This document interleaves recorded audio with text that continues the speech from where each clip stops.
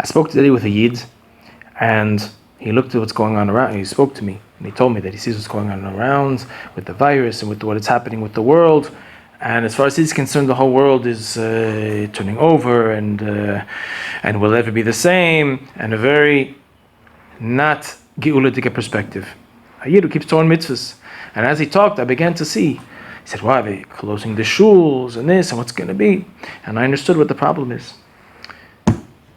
If we think that Jewish life is the life that we have now, we're sadly mistaken.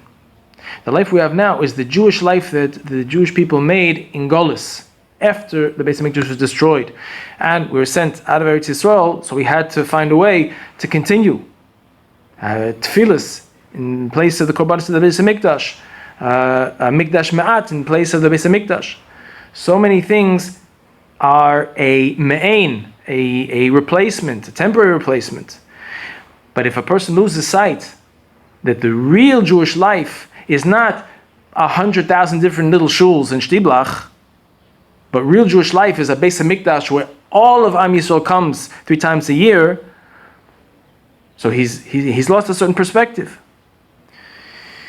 The Jewish life that we have now, as much as it's Kedusha, and as much as we become accustomed to it and build our lives around it, you go to a minyan 3 times a day and all these things, but it is incomplete.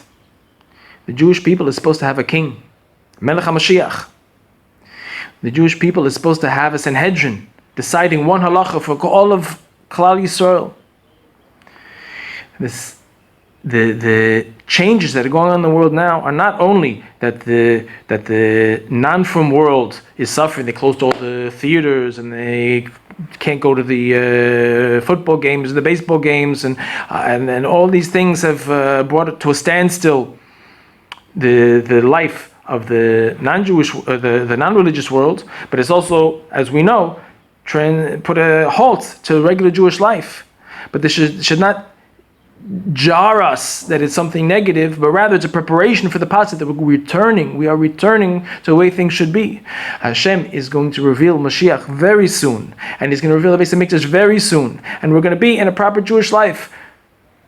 We're not used to it, so we get our heads used to it, and we'll be excited by what's happening before our eyes, and we won't be crying over what we're losing, in the same way that the Rebbe explains that the destruction of the first Beis Hamikdash was supposed to be the building of the third Beis Hamikdash.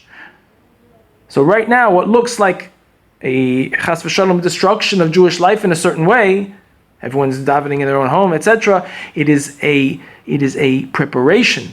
And it's clear to many that this is a preparation for us returning to true Jewish life, proper Jewish life, which is the Beis Hamikdash, which is Melech HaMashiach, and it's happening before our eyes. We should be happy about it and ask Hashem to send it faster, and not think we have to go back to the way things were before.